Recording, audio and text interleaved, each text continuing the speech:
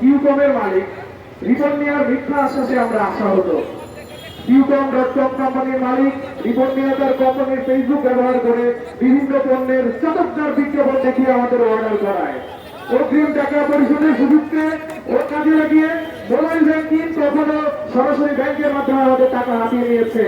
E commerce কোম্পানিদের মালিক এমন ভাবে টাকা হাতিয়ে নেওয়ার মতো আমরা সরকার যাতে এই সিস্টেমটা বন্ধ করতে পারে এর জন্য এক্সো সিস্টেম চালু করে, কিন্তু এক্সো সিস্টেমকে তারা বিভ্রাঙ্গলি দেখিয়ে আমাদেরকে আত্মপথে নামিয়েছে।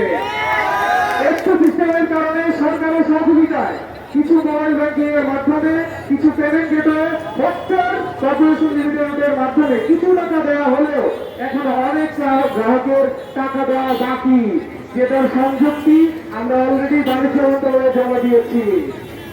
টাকা ফেরতের জন্য কিউকম কোম্পানির মালিক রিপন মিয়ার কাছে গেলে তার বন্ধু ও তার সহকারী মোহাম্মদপুর থানার যুবলীগের সন্ত্রাসী তানভীর আমাদেরকে নানা ধরনের মিথ্যা দিয়েছে, আমাদের সাথে খারাপ আচরণ করেছে, আমাদের মুখ বন্ধ করতে চেয়েছে।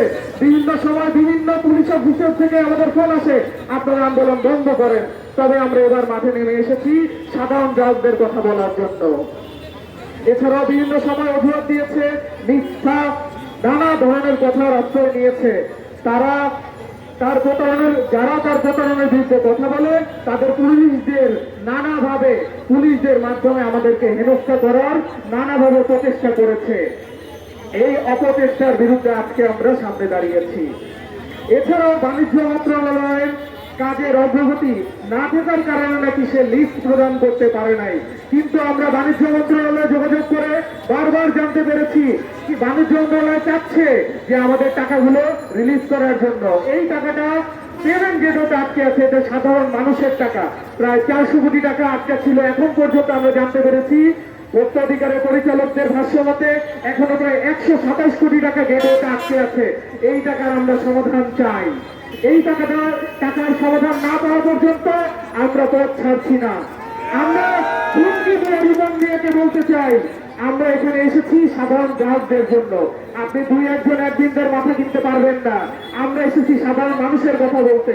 বলে যাবেন না গত 5 জুলাইয়ের কথা, দেশে কি গণ পরিবর্তন হয়েছে।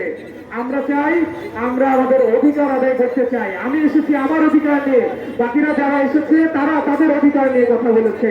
আমরা চাই বাণিজ্য মন্ত্রণালয়ের সাহায্যের মাধ্যমে, আমরা পেমেন্ট গেটওয়ের মাধ্যমে আমরা যে টাকা পেমেন্ট করেছি, এছাড়াও বিভিন্ন ভাইরা আছে যারা সরাসরি ব্যাংক ডিপোজিটের মাধ্যমে টাকা পেমেন্ট করেছে। কোম্পানির বিভিন্ন ভাবে তারা আমাদের প্রলোভনের মাধ্যমে টাকা আত্মসাৎ করেছে। সেই টাকার ফেরত চাই, সেই টাকার সমাধান চাই।